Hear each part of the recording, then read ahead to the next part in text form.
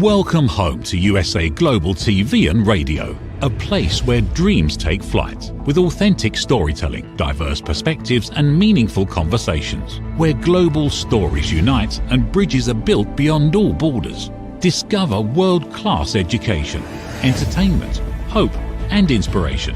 Together, we're building bridges worldwide. Subscribe to our channel, USA Global TV. Download our app, USA Global TV. Be our guest or join our team. Visit usaglobaltv.com. Thanks to our founder and executive producer, Dr. Jacqueline Kerbeck. Music score by Yeffy Tang from Cloud Road Music. Voiceover artist Mike Porter. Creative direction by Paul Garcia. USA Global TV and Radio, your home for global connection. All rights reserved. This video and its contents are the exclusive property of USA Global TV and Radio. Unauthorized use, duplication or redistribution in any form is strictly prohibited.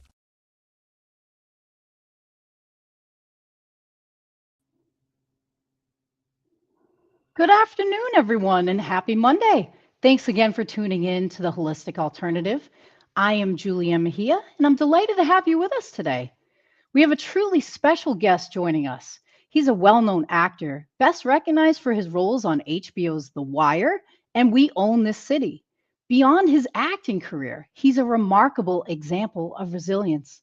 Someone who leaned on his faith to overcome the aftermath of surviving a tornado. Right now, he's involved in several new projects and is in the process of putting together a special new endeavor. It is my honor and privilege to welcome Chaney to the show. Trey, thanks so much for taking time out of your busy schedule to be with us today. I can't. Can y'all hear me? We can hear you. Can you hear us? Julie, I can't hear you. Can everyone hear me? Testing, 1, 2, testing. Can you hear me now, Trey? I can't.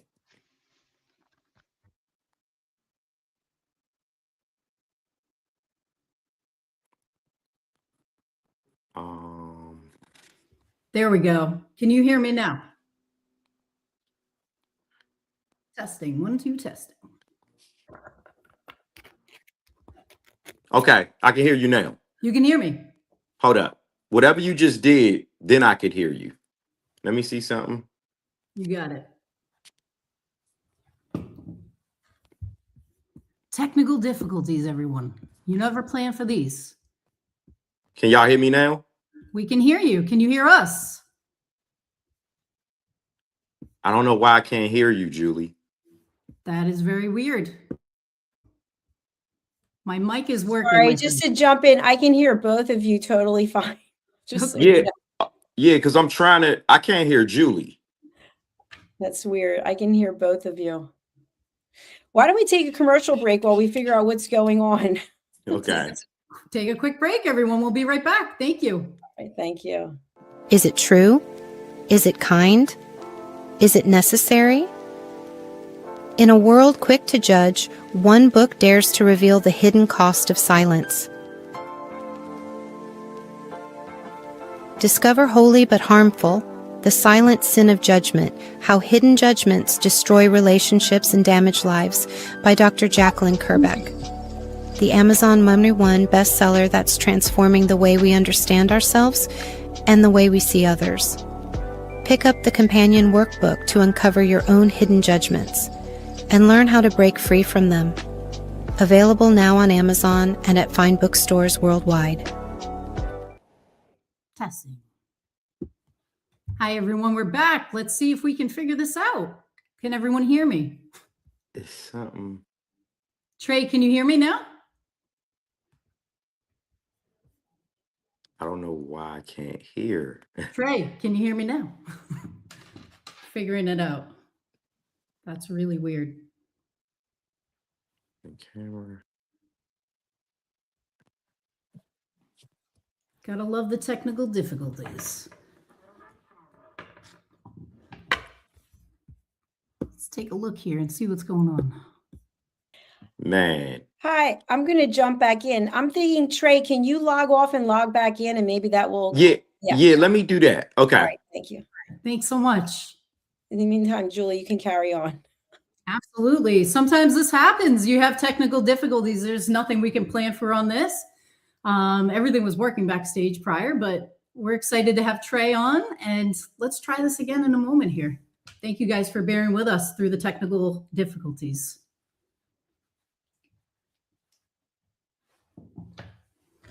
I'm glad my mic seems to be working. I took off my headset. Jacqueline, you can hear me, correct? Yes, I can hear you. In the meantime, while we're waiting for Trey to come back, why don't you give a little bit of background about how the two of you connected? Absolutely. So Ven and I, who we worked together on some collaborations in regards to hemp procurement and different things, suggested that, you know, this project that he's working on with Trey would be something of interest. So it's been a great honor to have. Yeah. Hey, can you hear us now? Yes, All I right. can. Yeah, Congratulations. All right, awesome. Technical difficulties are always fun. Thank I you know. thank you for Yeah, being a part of it, right? The people plan and universe laughs at us. So we yeah. just roll with it as it comes. Thank you. Trey, if you wouldn't mind sharing a little bit about your background, how did you get into acting in some of your previous roles? Yeah, well, I started off in the entertainment business at the age of 8 years old as a hip hop artist and dancer. That's what a lot of people, knew me from, performing at Apollo Theater in New York City, from the age 8 years old till about 13 or 14. I remember winning first place like 5, 6 times and opening for acts like Big Daddy Kane, Rakim, Slick Rick, like these are some of my OGs to this day, that I still keep in contact with.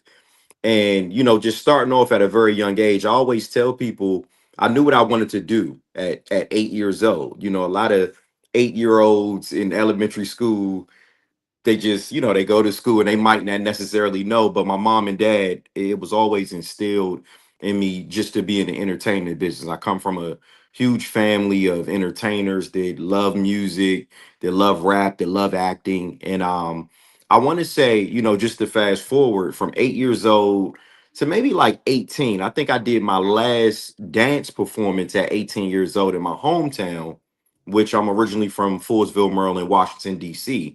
I did it at a venue called Lincoln Theater. And then that kind of sparked, like, I guess you could say I caught the acting bug because Linda Townsend, who's a talent manager in Maryland, which is, like I said, where I'm from in the DC area, she was at that show and she discovered me at the talent show as a dancer, but she said she doesn't work with hip hop artists or dancers. She only works with actors, and she kind of threw it out there. She said, have you ever imagined yourself being on TV, or do you want to act? And I was like, yeah, I would love to act. I took drama in high school, and I remember her telling me to get the proper headshots. My resume only consisted of traveling around the world as a dancer and hip hop artist.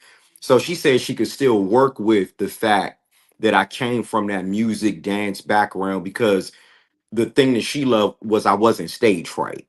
So if I was to get a play, if I was to get a television show, if I was to get a movie, she just knew. She said, look, the way you remember lyrics in your rap songs, you can definitely remember a script.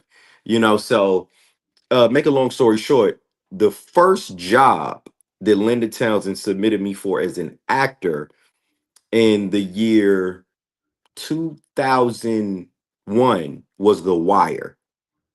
That was my Wow. first job she submitted me for as an actor. And yeah, the rest is like history 23 years later. Yeah. That's incredible. And, you know, your presence on that show and everything that you've touched has been Thank you. profound. Yeah, no, you're incredibly talented. So it's an honor and a privilege to have you here. And, you know, besides the acting, you know, you're just a resilient human being and person of Thank you. strength. If you feel comfortable, I'm not trying to cause any type of PTSD or anything. I know Yeah. it's difficult to talk about, but can you share with viewers a little bit about what you and your family went through in May of 2025? Yeah, well, 2025 was definitely a life-changing experience for me, my son Malachi Chaney and my wife Aisha Chaney. And what happened was regular chill day, May 29th, 2025. We were actually celebrating the 23-year anniversary of The Wire. And, I was doing some press that morning. Malachi was home from college because my son, he's a sophomore in college, but he had finished his freshman year, and, got good grades. And he was on like a slight like break, it was like a spring break. And, we're doing a whole bunch of press, Big Tigger Show, Fox 5 News, CBS, we all over the place. And it was actually, we were doing it with Snoop from The Wire. But once we had finished doing press that morning, we went home, which is where, I had my house built in 2020. But of course, 2025, we lived in Locust Grove, Henry County, Georgia. And when we went home, we were actually packing because Malachi's birthday is June 1st. So we were packing to go out of town to visit family back home. And I just remember the sky, it looked kind of gloomy. And, when it rains, you don't really think nothing of it. You're like, okay, it's raining a little bit. This will pass. And then we'll be able to, continue moving around the city like we were. But we were in the house, we were packing, and the last thing that Malachi said to me was that he wanted to go play his video game while I continued to pack. We were waiting for my wife to get home. This was maybe like around 3:15, 3:20. And I want to say, like, once I heard the door close in his room was on the left side of the house upstairs. We had a two-level home, and he was on the left side. Me and my wife's room is on the right side.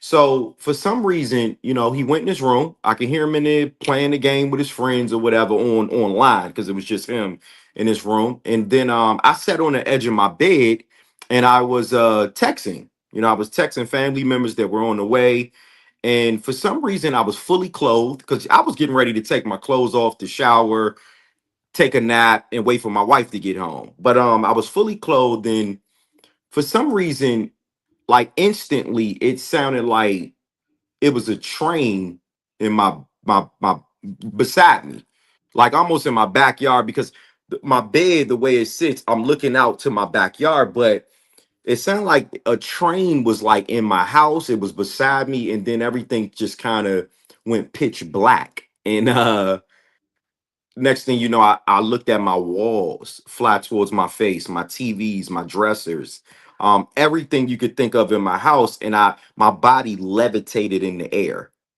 And of course, not knowing what I was experiencing, I was yelling my son's name, but you know all I remember is waking up. I know I had been unconscious maybe a little more than a minute, but when I woke up, my face was buried in mud. My head, the right side of my head was a big gash, a big knot on my head. It was bleeding, and I was wrapped in sheets. So I'm like, okay, if this felt like a dream. When I lift the sheets off of my head, my roof was gone. So Wow. I looked to my right, nothing. I see debris, I see parts of my house. When I looked to my left, it was pavement. So the first thing, adrenaline, and I thank God that I had the adrenaline and that I was able to jump up. Because when I jumped up, it was pouring down raining, but I'm looking at my whole house disappear. Wow. Done. Like I'm looking at debris around me. My neighbors are running full speed, um, like towards me, and they're grabbing me, they're checking me, they're trying to help because it was like I was a little delusional. I was just out of it a little bit, like what is going on? Where's my son? That was the first thing I said out of my mouth, and they were like, what are you talking about? And I said, my son was like in the next room. The way I was pointing was just pavement and dirt. Wow. So this comes to me like letting our viewers know right now that my house was hit by an EF2 tornado, 135 miles per hour winds that destroyed our entire home. We lost everything you can imagine, from the car, the clothes, the jewelry, whatever was in the house. Anything that you could think of that's in your house right now, we lost it, you know. So and this was without warning. This wasn't like a, you know, because even that morning of us doing press and us driving around and going out to eat, we had a great morning, waking up to 3:30 p.m., you know. So yeah, my house was hit, and you know, I always say my life kind of it began, you know, May 29th, 2025. Like, because I've never experienced anything on that level of trauma. I've never experienced anything that tripped my mind out, or that made me, you know, something devastating. You know, my whole life I've been on this earth for 44 years, and I don't know, you know, nothing that has impacted and has changed my life or affected me to this point, you know. But yeah, the house was hit, and now, you know, we're looking at 8 months later of everything that's just been happening, you know, from having to adjust to a new life, not knowing whether our son was going to live May 29th to see him now getting straight A's as a sophomore in college, losing everything, losing my house, all of my belongings, having to stay in hotel after hotel after hotel, having to rent a car until I was actually able to get another car. And just, you know, everything you could think of that was lost. It's like, okay, I got to go get a passport. I got to go get a social security card. I got to get bank cards. I got to get, you know, so it's like the completely rebuilding, and that's rebuild. traumatic. It's traumatic. Yeah. You're born again, essentially, because Yeah. you know, you survived it. You survived Yeah. it. Let's talk a little bit about, you know, you trying to look for your son at that point, and Yeah. what Malachi survived and went through too, because I know this has Yeah. been found for all of you. Yeah. So once the neighbors ran up, and once I made them aware that my son was in the house, the search for him started. But it was chaotic. It was like they were looking for him. It was pouring down raining. The next words out of my mouth was, call my wife. My wife was up the street at work. Luckily, she only worked 8 minutes away. But just the thought as a father, you know, as a husband, as a protector, as a provider, not knowing exactly where my son was, it's the worst fear that I could ever. I'm not scared of anything. I'm not scared of nothing. But that was the worst fear, of me being scared, just looking for him and not knowing where he was, or not knowing even if he was living, from looking at the pictures of the home and looking at everything that was around, that was surrounding us. So once I called my wife, I didn't even call. I just gave my neighbor the number while I was standing there, because I couldn't even talk. I was so devastated. And I could hear my neighbor saying, Aisha, hurry up and get home. Something traumatic has happened to your house, your home. But my wife not really knowing until she pulled up. That was another piece of this whole traumatic, devastating life experience. She pulls up, and she's pulling up to the house that we had built in 2020. You know, 5 years later, she's looking at it destroyed completely. Wow. And her first initial reaction, I've never, in 21 years of being married to my wife, I've never heard a woman scream and cry like that in my life. You know, if it wasn't for my neighbors being, she was probably like a couple of feet from me, but if it wasn't for my neighbors being there with her, she could have passed out and hit her head or something on it, because she fainted, you know. And then when she came back to her senses, she runs to me, and she's patting me down. But the worst thing that I've ever said to my wife in 21 years of marriage, she asked me, where's Malachi? Where's our son? I said I didn't know. That was the worst thing I've ever said to her, you know, because Yeah. I yeah, can't even imagine, like, processing yeah. all that. You're in shock. She's now in shock coming into it. It's you're And neither one of us know where he is. So I mean, just think that continued for a good 25 minutes of just not, but on top of the 25 minutes, you got to think about another 15, 20 minutes that it actually hit the house. I'm up in the air. He's thrown 300 feet, 100 yards. When the paramedics, when the Henry County Fire Rescue Squad got there, they measured it, when they actually found him, because they found Malachi 300 feet, 100 yards away in the woods. I lived on the end unit in a new development where all it was woods and trees. So if, I thank God, because what if I wasn't sane? What if I was the one that was unconscious and never woke up, or when I did wake up, I didn't remember my son was in the house. This could have been a totally different outcome. So with that, once they found him, and shout out to one of my neighbors that actually found him, my man Eric, he found Malachi. And when by the time he found him, that's when the paramedics, the Henry County Fire Rescue Squad, that's when they were all pulling up at the same time. So right now, my world and my life is just happening all in real time. And then on top of that, it's still pouring down raining. Wow. So just picturing or thinking about, man, my son was laid out, nobody couldn't find him, and it was pouring down.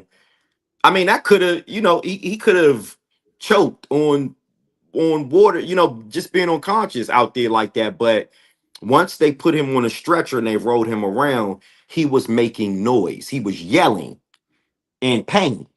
So me and my wife, of course, we couldn't stop, crying, and we were just completely destroyed, off of this. And I'll never forget one of the Henry County Fire Rescue Squad team members. He said, I know this is, this is painful, but be glad that he's making noise.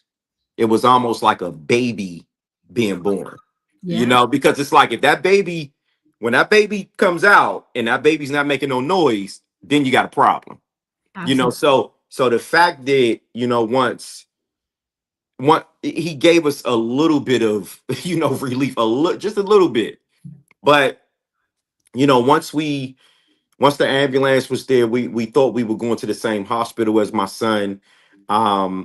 Turns out we wasn't going to the same hospital, because they wanted to take me.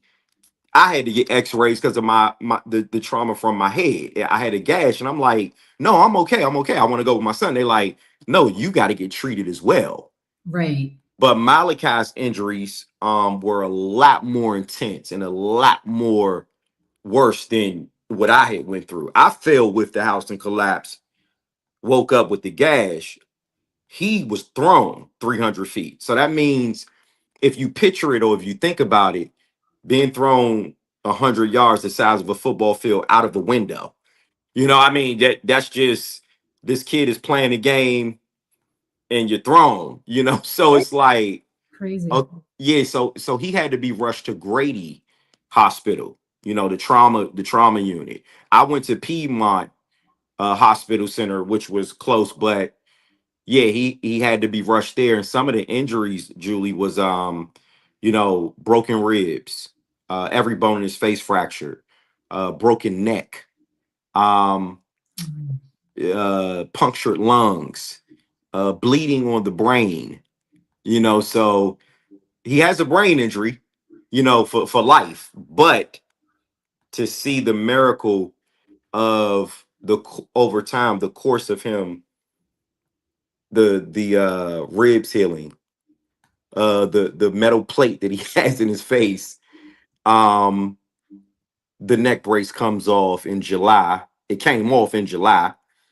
And to almost, like I always tell people, if I've always had a strong relationship with God and the universe, but now I know God and I know what a miracle looks like. I know what it looks like. Me and my son are prime examples. My father, Skip Chaney, he always tells me, this could have went different. What if Malachi was thrown and hit it, and his body hit a tree and snapped? Right. Or what if when I did fall and collapse with my house, what if the roof would have fell on me? So even though it went bad, it still didn't turn out that way. It turned out this way, where I'm able to talk to you now, and Malachi's in Savannah State University getting straight A's in his sophomore year in college. So it's like, every day this is every day is this is something that'll never go away, because it's just, I'm in therapy for it. I go to therapy 2-3 times a week, because I know it's not necessarily no more about me losing everything as far as material, the house, the car, whatever money was left in the house, the clothes, the jewelry. It's not really even about that. I'm in therapy because the way my mind is working, it's like the way God heals the human body is it trips me out, and it's looking at my son go from being on his deathbed to, like I said, straight A's in college. I'm like, whoa, this is mind blowing. So I need to talk to somebody. It's like I can't, it's something that this more than just devastating and traumatic. It's a real live miracle. I just go No, ahead. that's amazing. I'm so excited that you're doing the internal work, because again, trauma is no big. It's a very big deal. It's not a small thing that you Yeah. survived, and watching your child go through what he went through, and yourself, and rebuilding.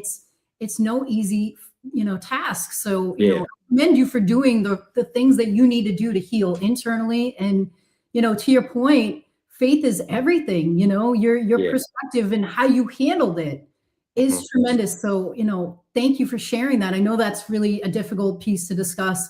How Yeah. has your faith and this particular incident shaped some of your projects moving forward? I want to hear it from you. I know about your project. Yeah, for sure. Well, right now, then Viswanathan, that's my brother. That's my partner in production and writing and producing.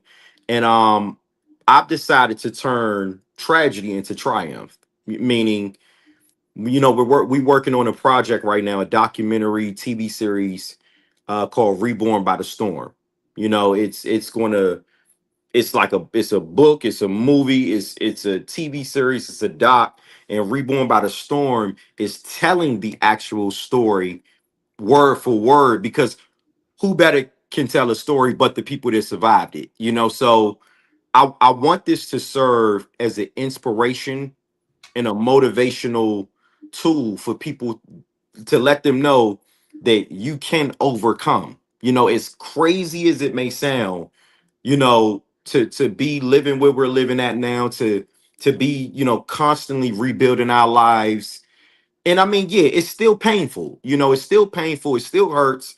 But when you think about it, the most important thing that we didn't lose was our lives. So with that, everything from going forward has to be a testimony for people to be able to heal, to be able to draw closer to God, to be able to say, okay, if that family, the Chaney family, went through that, whatever somebody thinks they're going through, you know, Absolutely. if it's and people every day, somebody, all of us, we go through so much every day, on a personal level. But to, like I said, to go through surviving a tornado, you don't always hear about that, especially somebody, on in my position. Is, I'm already in the media. I was already, on platforms and different things of that nature. So for something like this to happen to me, it's like, oh, nobody's exempt, from trials and tribulations and struggle. Nobody's exempt from that, but it's how you deal with it. And I feel Reborn by the Storm, this project is going to really tap into, this is how I healed. This is how I'm healing. This is how my son is healing. My wife is healing. And these are some of the things that you need to look for when if something like this happens to you when it comes to insurance, you know, when it comes to the state not declaring what happened to my house a natural disaster. So that left me with not having federal funds. I didn't have no access to federal funding. So just, you know, it's also touching on if I wasn't Trey Chaney from The Wire or some of the other things that I've done, I would have been probably forgotten about. You know, I mean, a lot of people, if they wasn't in my position to have people like Charlamagne the God from Breakfast Club and all TMZ and all these people report on the story or about my GoFundMe, I don't know where I would be right now. You know what I'm saying? So I want to be the example to say, look, these are some of the things you need to look out for. And I'm also in talks right now starting a nonprofit organization to help families that's been through traumatic, devastating, life-changing experiences so they don't have to, you know, worry about insurance procrastinating like they did me and my family, or the state, like I said, not declaring what happened to us a natural disaster. I want to be somebody that can say, look, me and my family were able to survive this. Here, I want to walk you through the steps, and as painful as it may sound, you know, I'm willing to put my image and my face on the line to help somebody else get through something like this if they happen to go through it. Well, I commend you for that, significantly. And, it takes a lot of strength and courage, right? To go through what you went through and say, hey, I'm going to put this out there. This might be someone else's survival guide to going. Yeah. So I commend you for all of that. And I think this is an important story. Who's a good person to reach out to if they're interested in working with you, if they're an executive on a streaming network that they want to support? I know we're starting to put this out for bids with the right partnerships. So who's a good person to reach out to the group in regards to picking up this docuseries? Well, you on our end, like I said, myself, you know, my partner, then Viswanathan, along with, you know, my Instagram is out there, Trey Chaney Vision, and also if they went to ChaneyWay.com, all of my information is on the site. My contact information, I've been accessible because I've been speaking about this story. Like I said, it's all about trying to help people heal, you know, and really understand it. You got to go through something to get through something. And don't always think that when something traumatic or devastating happens, that it's the end of the world. Because as long as you living and breathing, there it is. You know, you can overcome.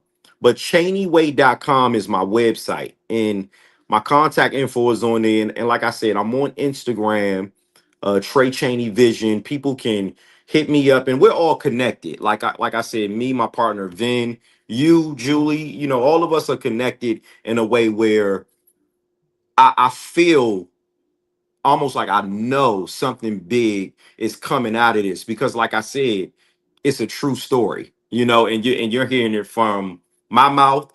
Malachi doesn't have a problem talking about what happened. Aisha doesn't. Another key point is Malachi doesn't remember May 29th through June 11th. So that's a whole nother piece.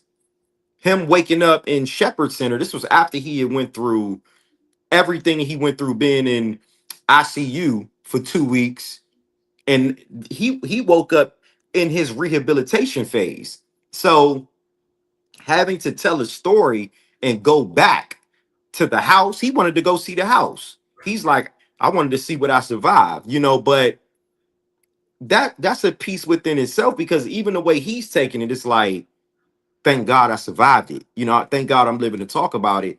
And I'm telling you, to see him now, me and my wife are just so proud of him, because it's this, like I said, this could have went left. This could have went a whole nother way.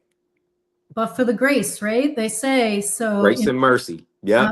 There's a reason that you guys are still here. There's a reason you made it, and that you went through everything that you went through. And I want to be very conscious of your time. I know you took away time from actually to be here today. So thank you so much from the bottom of my heart. This is an important project to me. I do believe this is huge, and your voice matters. So thank you for everything and for being here today. I really appreciate you all, and any updates, I'm gonna always share with you on this platform, and anything that I can do to just, like I said, add more healing, more peace, more joy to the world. That's what it's all about. Because at the end of the day, everything that I went through, these past 8 months, and something so devastating, traumatic, life changing, I don't take life for granted. I'm not in the space where I need to chase anything. I just feel like God is always going to make sure that we're okay. Nowadays you always hear people are here today, gone tomorrow. So right now I'm living life, and my mission and my movement is about uplifting, encouraging, inspiring as much as possible. And I definitely encourage people to get therapy. I used to be somebody who didn't want to talk to a therapist. I didn't feel like I had to. I thought I was like a therapist because people always came to me for information and, man, how do you do this? But going through something like that, I found it very beneficial to talk to a therapist that's helping me in ways that I never thought I needed help. And like I said, every day it's not easy. Like going through something, surviving a tornado, it's just it's not easy. I wake up every single day and I think about it every day. I think about how much I miss my house every day. I think about all the things that I still have to go after and get because it was lost in the storm. It was lost in the tornado. But just rebuilding our lives, taking it one day at a time, that's what's important, and most importantly, we didn't lose our lives. And as a family, my wife Aisha, my son Malik, how we sticking together, so it's working out. Absolutely. And, everything, all the material stuff can be replaced. Yep. You and your family cannot. And, you are a true testament, reborn by the storm, man, Yeah. So Reborn by the storm. That's it. Yeah. You're a living testament to that. So thank you for sharing, your journey with us. And thank you. We're looking forward to hearing more about the development of this project. I know for certain this is going to be huge. I'm really excited to be a part of it and to have you today. So thank you again for sharing your love with everyone. And thank you. We appreciate you. I hope you have an amazing rest of the day filming. And we look forward to hearing more about your story as it progresses. Oh, for sure. Yeah. Y'all be the first to know. Well, thank you so much for joining us. We appreciate you. Have the best rest of the day. Thank you. I appreciate it. Take care. Hi, everyone. Thank you guys so much for tuning in and for listening to Trey and his story. We welcome everyone back next month for another beautiful episode of The Holistic Alternative. If anyone is interested in learning more about how to be a part of Trey's project, you can reach out to us on the show here. You can also reach out to our colleague, Ven. His email is ven.hara, line, line, @gmail.com. You can also reach out to Trey on his Instagram as well. But we try to, as a collective, help with everything.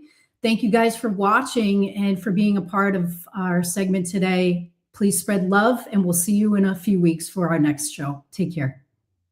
USA Global TV and Radio proudly presents Tracy Cram Perkins, a dementia caregiving survivor teaching how to balance care with peace of mind.